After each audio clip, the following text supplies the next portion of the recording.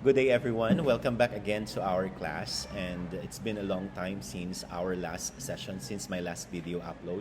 So for today, we will be learning electronic configuration. And at the end of this video, you will be able to write an electron configuration of an element. But before that, we'll go into the basics of this electronic configuration.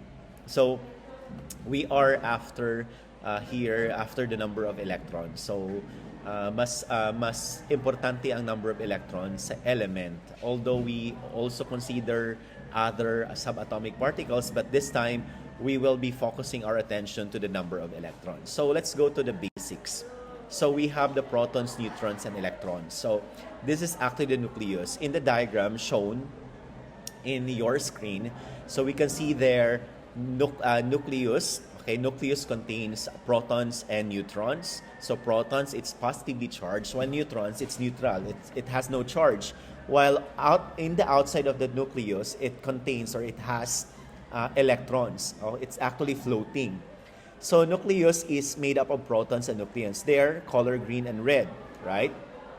And then it's positively charged, and then it's dense because it's tightly compact. Okay, it contains nearly all the mass of the atom in a tiny space, because if you can observe there, the diagram, outside that nucleus is only electron, but inside that, in aggregate form, it is a densely compact composition made up of nucleus and protons and neutrons. So electrons, on the other hand, they are very small and light, and they are negatively charged. So negatively charging electrons, we all know that already. And they able to be lost or gained in chemical reactions, because what you have observed there, okay, sa diagram natin, sa model, ang electrons are floating outside the nucleus. So therefore, it may be gained or it may be lost, okay, depende sa reaction natin. Okay? It's found thinly spread around the outside of the nucleus, orbiting in layers called shells. So there, in the model, meron tayong mga shells dyan. Like for example, in this case, we have the first shell and the outer shell. So it contains two shells in this case. Okay? So spread sila all over. They are floating. Parang ano sila, nag-orbit sila. It looks like a planet. Okay? It looks like a solar system. Okay? Nag-orbit sila. And these are the electrons. Now, the question now is how our electrons are arranged. So, electrons are not evenly spread but exist in layers called shells. Okay? The shells can also be called energy levels. So, ang tawag nato sa shells, energy levels. And later on, in writing electronic configuration, you will appreciate, okay, nganong ginatawag nato siya energy level. Alright, the arrangement of electrons in these shells is often called electron configuration. So later you will be writing electron configuration. So that's exactly the arrangement of electrons. Okay, kung unsa sila pagka-arrange. Okay? So there we have the first shell. If we are going to count the electrons, it contains 2 electrons. On the second shell or the second energy level, how many electrons can you find? There are actually 2, 4, 6, 8. Okay? While on the third shells, it contains 2, 4, 6, 8 also. So, in this diagram, it's not drawn to scale. Okay? The atom is mostly empty space. If the electron shells are the size shown, the nucleus would be too small to see. So, this is just a diagrammatic illustration. Okay? So the arrangement of these electrons in these shells is often called electron configuration again. Okay? And here is the electron arrangement in an atom. So you know already that we call that electron configuration, the arrangement itself. And it is impossible to know where an electron is or how fast it is traveling at any given time. So models of an atom, such as the Moore model in that diagram I have shown, is very inaccurate. Okay, it's not the exact, or it's inaccurate. Although we have used this model in the academe, okay, explaining the atom, okay, but this time it's no longer accurate. Okay, atoms and electrons are more complicated than the planets than planets orbiting the sun. So here's the energy level. When I say energy level, that's what? That's a shell, okay? There are shells or energy levels around the atom. The farther away an energy level is from the nucleus, the more energy the sub-levels. Like what I have been telling you, or like what I am presenting you a while ago, okay? Kung mas mulayo siya, okay, mas taas ang iyang energy level because it contains many electrons as it goes farther. Another important term is what we call orbitals. So these are clouds of probability within an energy level. So an actual orbital is a region of space where an electron might be found. So two orbitals in that picture, okay, there are more dots near the center of the picture because an electron is most likely to be near the nucleus in the center of the atom.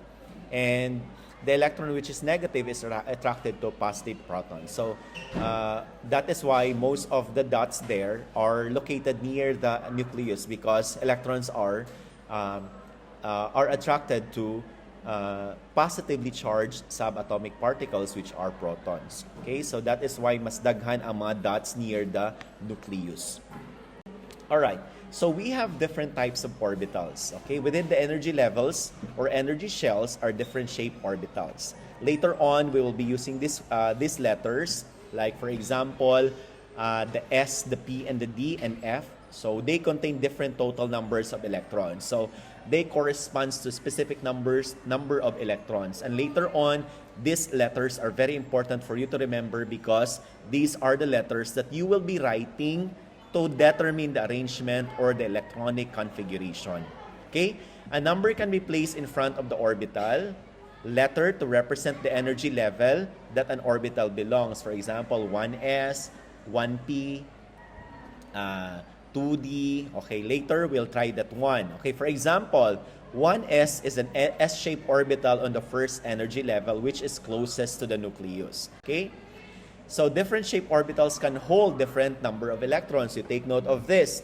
So when you speak of letter S, okay, remember kung letter S siya, it can hold up to 2 electrons. Okay, meaning 1 pair. Letter P or the p orbital can hold up to 6 electrons or 3 pairs. The D can hold up to 10 electrons or 5 pairs, while F can hold up to 14 electrons or 7 pairs. So SPDF, remember these letters: S 2, P 6, D 10, and F 14. So 2, 6, 10, and 14. SPDF 2, 6, 10, 14. Remember those letters and the corresponding electrons. SPDF S 2, P 6, D 10, and F is 14. Alright, so this time we'll try to write electron configuration of different elements. Okay, let's have some exercises for you to master how to write electronic configuration. Alright, so it is very important to note of this order of electron configuration. So it has an order that you need to remember. Okay, this is the order of electron subshell filing. So let's go to the basic. Okay, that number there indicated 1, 2, 3, 4, 5, 6, 7. That means, or that is, that corresponds to the number of shells or the energy level. So 1, 2, 3, 4, 5, 6 up to 7 energy level. Okay, they hold electrons.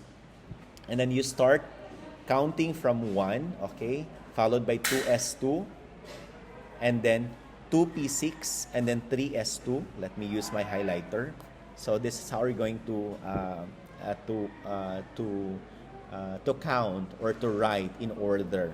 Okay, so you start with 1s, and then 2s, and then next is 2p6, and then 3s2, and then next to that is 3p6, and then 4s2, 3d10, 4p6, and 5s2. So this is how are you going to write the electron configuration. So remember, S can hold up to 2 electrons, P can hold up to 6 electrons, D can hold up to 10 electrons, and F can hold up to 14 electrons. So remember these important numbers or letters for you to be able to write perfectly or accurately the electron configuration, the order of electron configuration of an atom or element. So let's try this one. First example.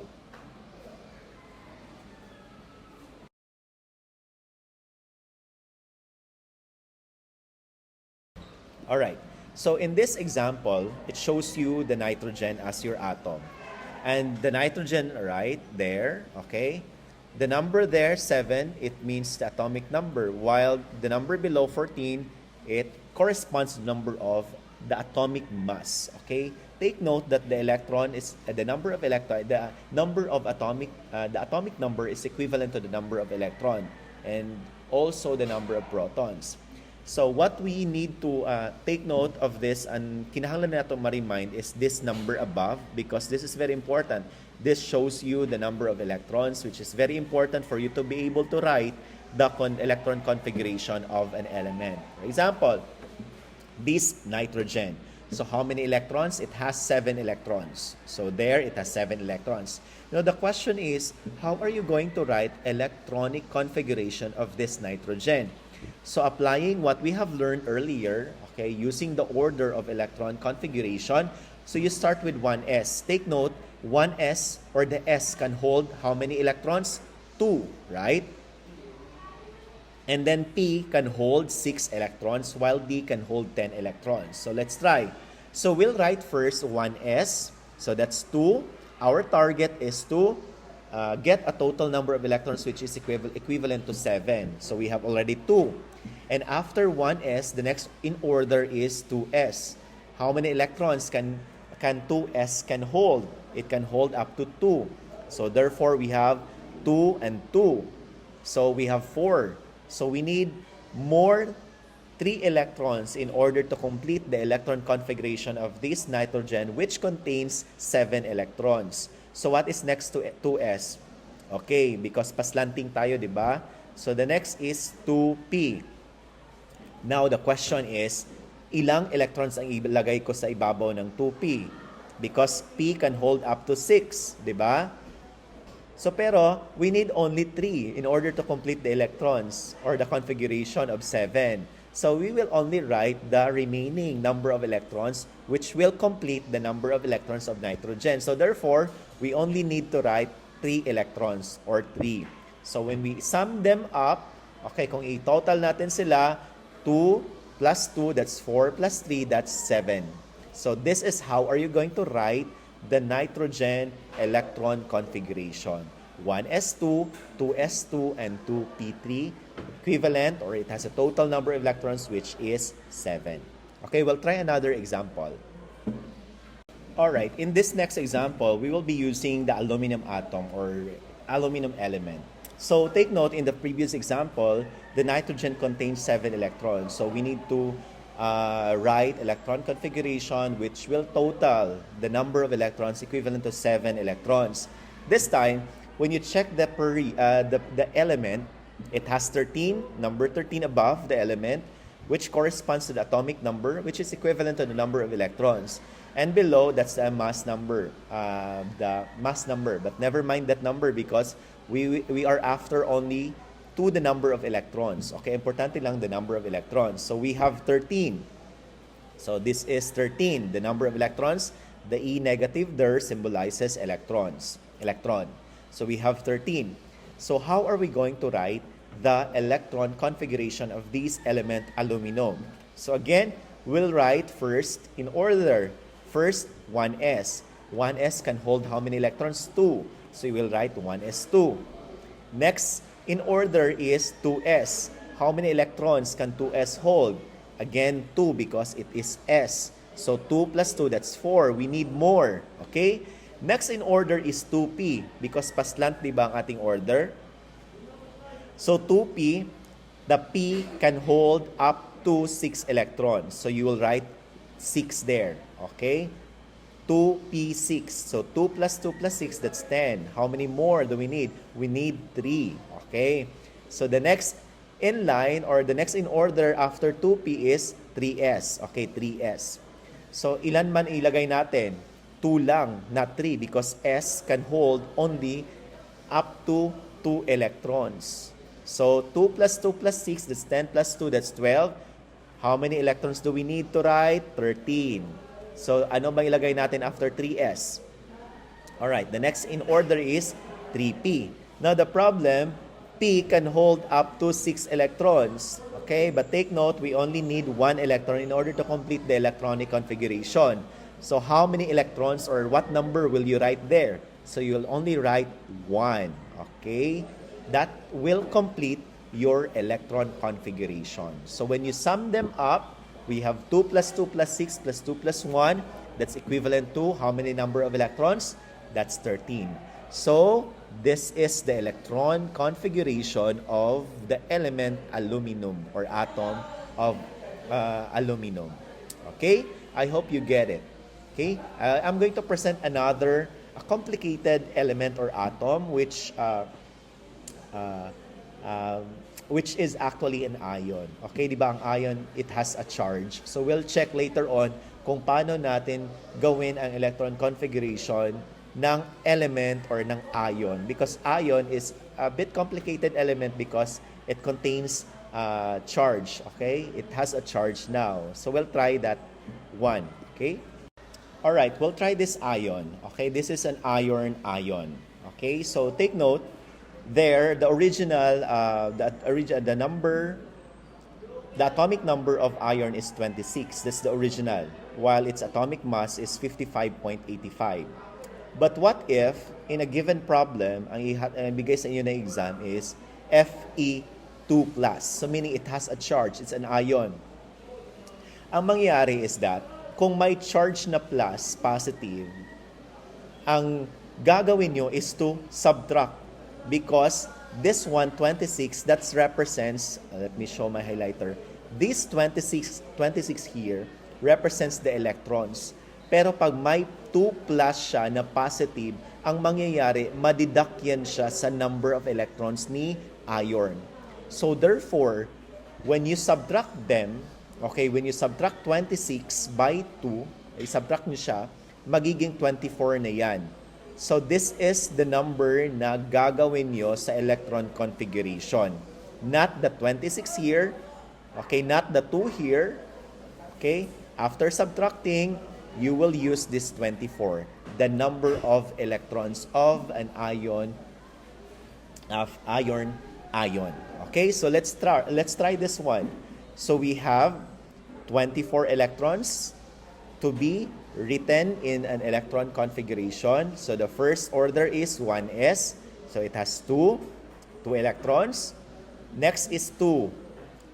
It can hold up to 2 electrons. After that, 2p, it can hold up to 6. And then 3s, it can hold 2 because it's s. The 3p, it can hold 6 electrons. Okay, let's total them. Okay, let's sum them up. 2 plus 2, that's 4, plus 6, that's 10, plus 2, that's 12, plus 6, that's 18. Okay, kulangan pa. What's the next in order? Okay, after 3p6. Okay, the next is 4s2.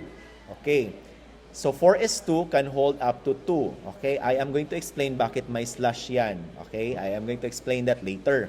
Okay, 2. So 2 plus 2, that's 4, plus 6, that's 10. Plus 2, that's 12, plus 6, that's 18, plus 2, that's 20. Okay, how many electrons do we need to complete the electron configuration? We need 24. So we need more electrons. Okay, so we write 3d because that's the next in line. 3d can hold up to how many electrons? 10. Okay, but we will write only 6 there. Okay, bakit 6? Okay. We have 1s2, 2s2, 2p6, 3s2, 3p6, 4s2, 3d6. When you sum them up, okay, we have 2 plus 6, that's 10, plus 2, that's 12, plus 6, that's 18, plus 2, that's 20, plus 6, that's 26. Take note, this is the original electron configuration of iron as indicated in your periodic table. Okay, that's 26, di ba? But take note, you are given this example, iron, as an ion. mas may 2 plus siya na charge. That is why gi-minus nato siya sa 26 because 26 is the electrons. And you need only 24 electrons because ion siya. So ang gagawin nyo, mag-remove kayo ng electrons sa electronic configuration ng orbital. Okay?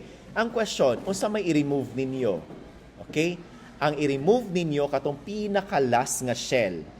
Okay? Unsa na pinaka-last nga shell? Diba? We have 1, 2, 3, 4. In this electron configuration, unsa ang pinaka-last nga nagamit nato?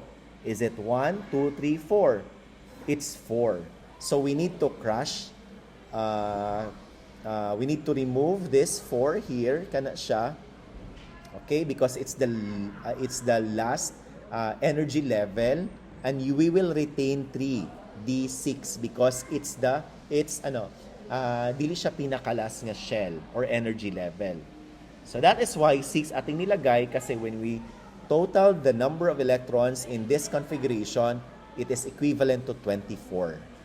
Okay? Pero gi-remove nato siya si 4s2 because sobra man siya. Ang ruling nato basta sobra gani siyang number of electrons, ang buhaton nato, i-remove nato tong pinakalas nga shell. In this case, ang pinakalas nga shell is 4. So we will retain the 3 because it's not the last shell or the energy level. So that is why when we sum them up, 2, 2, 6, 2, 6, 6, the number of electrons is equivalent to 24. So the final electron configuration of this Fe ion with 2 plus charge, okay, is 1s2, 2s2, 2p6, 3s2, 3p6, and 3d6. Alright? We remove the 4s2.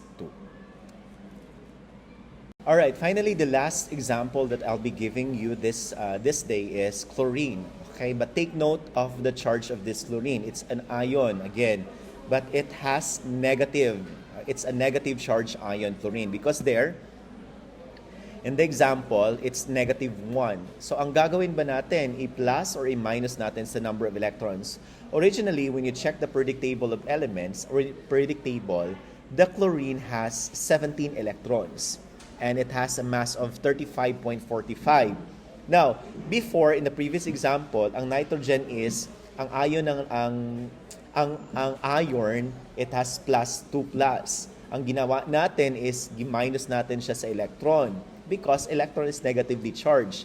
So in this case, kung ang ion is negatively charged, okay, an ion siya, okay, negative, anong gagawin natin? I-add natin siya sa electrons or i-plus? Ay i-subtract. Of course, i-add natin sila because 17 is already an electron. It's a negatively charged plus another negative 1. So therefore, when we compute the total number of electrons in this ion, the chlorine negative 1, the total electrons are 18. Okay, it has 18 electrons. So question, how are we going to write the electron configuration of this ion, chlorine ion?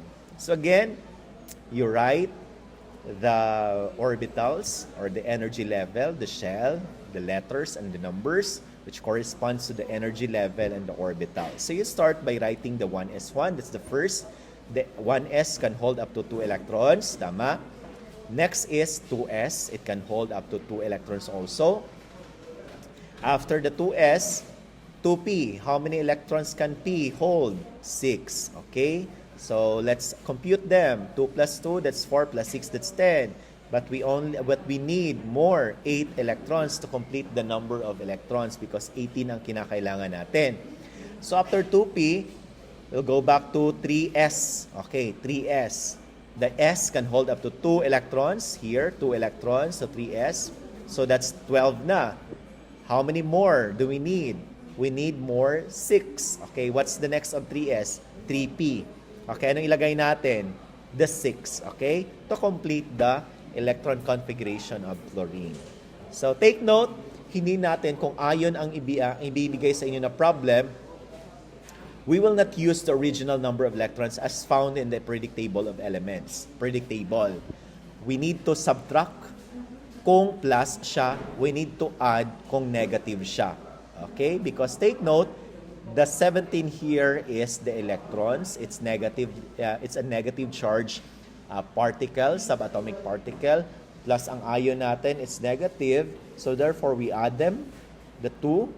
So the total is 18.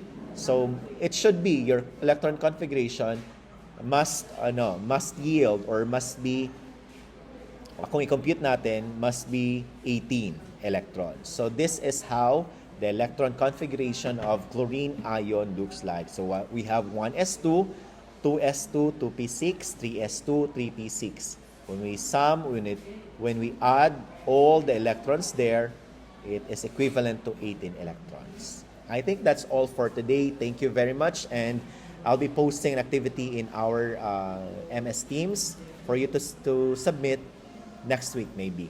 Okay, thank you and God bless.